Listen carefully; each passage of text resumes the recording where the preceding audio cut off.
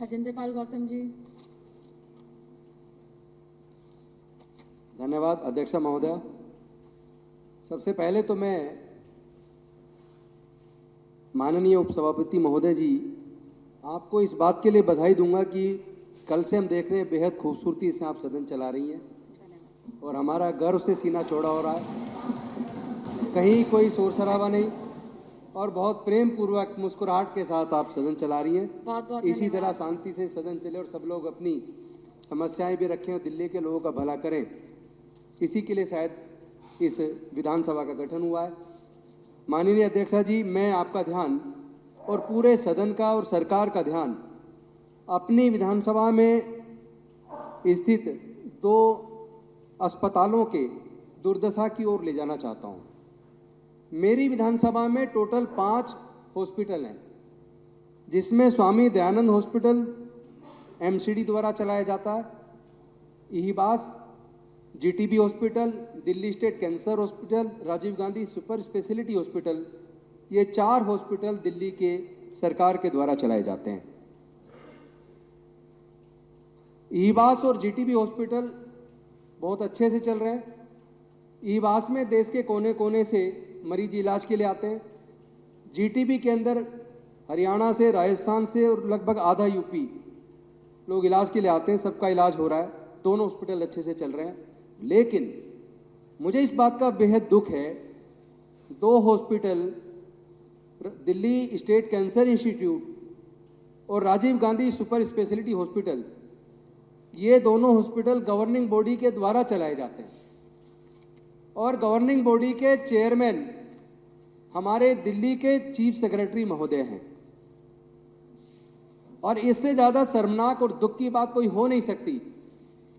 सैकड़ों करोड़ की लागत से ये दोनों अस्पताल बने और इसमें दिल्ली स्टेट कैंसर इंस्टीट्यूट में जब पहले मैं विजिट करता था, जब नया नया विधायक बना था, तो मुझे हॉस्पिटल के विजिट करते हुए गर्व महसूस होता था कि केवल ना केवल भारत के सभी राज्यों से बल्कि विदेशों से भी कैंसर का इलाज कराने लोग वहां आते थे, इलाज करा रहे थे, हम उनसे मिलते थे। लेकिन आज बेहद शर्मनाक बात यह है कि हमारी अफसरशाही की अकर्मण्यता की वजह से, लापरवाही की वजह से जो करोड़ों रुपए की मशीनें दिल्ली स्टेट कैंसर इंस्टीट्यूट में लगी हैं और Rajiv Gandhi super speciality hospital में लगी हैं, वो मशीनें बंद हो गई हैं, काम नहीं कर रही है। कोई टेस्ट नहीं हो पा रहे वहां। मैंने इसका जब वहां विजिट किया, जानने की कोशिश की कौन से कारण है कि ये करोड़ों की मशीनें जो कैंसर जैसे गंभीर रोग का इलाज कराने में उपयोगी हैं, जो हार्ट की बीमारी का या गैस्ट्रो की बीमारी का इलाज कराने में बेहद उपयोगी हैं, जिसका टेस्ट बाहर कराने के लिए कभी 15-15, 20-20 हज़ार, 10-10 हज़ार रुपया खर्च करना पड़ता है, वो मशीनें करोड़ों की लागत से खरीदी गई। लेकिन चूंकि पहली बात तो दोनों ही अस्पतालों के अंदर लंबे समय से स्थायी तौर पर कोई मेडिकल डायरेक्टर नहीं उपलब्ध हुआ। एक मेडिकल डायरेक्टर लगाया जाता है, उसी को चाचा नेहरू का एडिशनल चार्ज दे दिया जाता है, उसी से चार्ज दे दिया जाता है राजीव गांधी सुपर स्पेशलिटी का, उसी से दे दिया जाता है दिल्ली कैंसर का।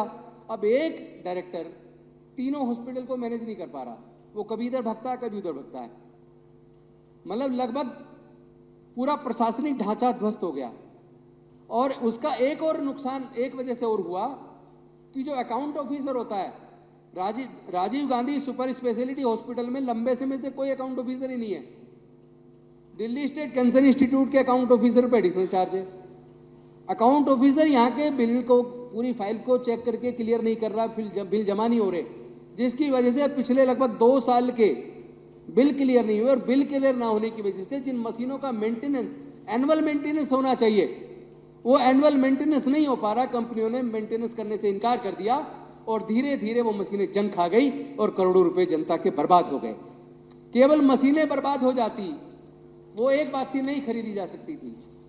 लेकिन नुकसान ये हुआ कि हॉस्पिटल में इलाज के लिए जो टेस्ट हुआ करते थे वो टेस्ट नहीं हो पा रहे, लोगों मरीजों की संख्या घटती जा रही है। आज वो कैंसर इंस्टीट्यूट लगभग बंद होने के कगार पे है, Rajiv Gandhi super speciality hospital बंद होने के कगार पे है। लगातार अगर मैं चाहता हूं, सदन से निवेदन करता हूं, माननीय अध्यक्ष महोदय, इसका रिकॉर्ड मंगवाया जाए, पिछले 3-4 सालों में कितने doctor Delhi state cancer institute से, कितने doctor Rajiv Gandhi super speciality hospital से नौकरी छोड़कर चले गए।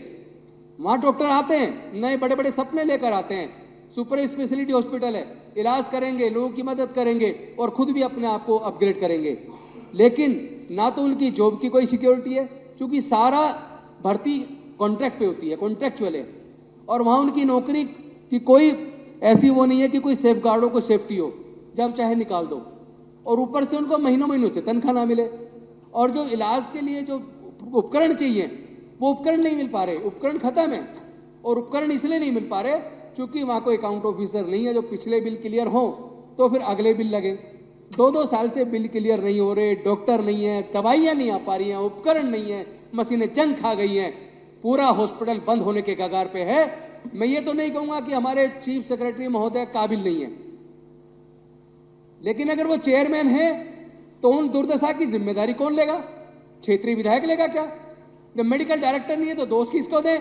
अगर गवर्निंग बॉडी दोनों अस्पतालों को चलाती है तो गवर्निंग बॉडी के चेयरमैन को जिम्मेदारी लेनी चाहिए, या तो वो कुछ सुझाव दें कि कैसे अस्पताल सुधरे, कैसे जॉब सिक्योरिटी हो, कैसे पिछले बिल क्लियर हो, कैसे उनको मेडिकल डायरेक्टर सबको इंडिपेंडेंट दिया जाए, कैसे अलग अलग इंडिपेंडेंट अकाउंट ऑफिसर दिया जाए।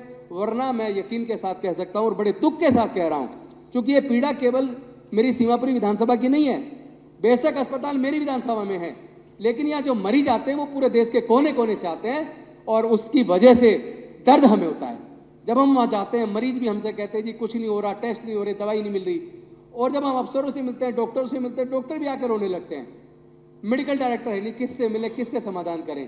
तो मैं आपके माध्यम से निवेदन करना चाहूँगा कि सदन के माध्यम से ये जाना चाहिए लिखित में कि चीफ सेक्रेटरी महोदय, आप गवर्निंग बॉडी के चेयरमैन होने के नाते अपनी तरफ से सुझाव दें कि कैसे ये अस्पताल का रखरखाव ठीक हो, कैसे मशीनों का मेंटेनेंस ठीक हो, कैसे डॉक्टरों की स्थायी तौर पे भर्ती हो, कैसे ये हॉस्पिटल पूरी अपनी ऊर्जा के साथ काम करें। अभी तो जो काबिलियत है उसकी, उससे भी वो काबिलियत से भी नीचे जाकर काम कर रहे हैं, अंडर एस्टिमेट यूटिलाइज हो रही है मशीनें, अंडर यूटिलाइज हो रहा है, इतनी बड़ी बिल्डिंग है, तो इसका समाधान होना चाहिए। आपने मुझे बोलने का मौका दिया, अध्यक्षा जी मैं आपका बहुत बहुत धन्यवाद करता हूँ, शुक्रिया। जय हिंद, जय भीम, जय भारत।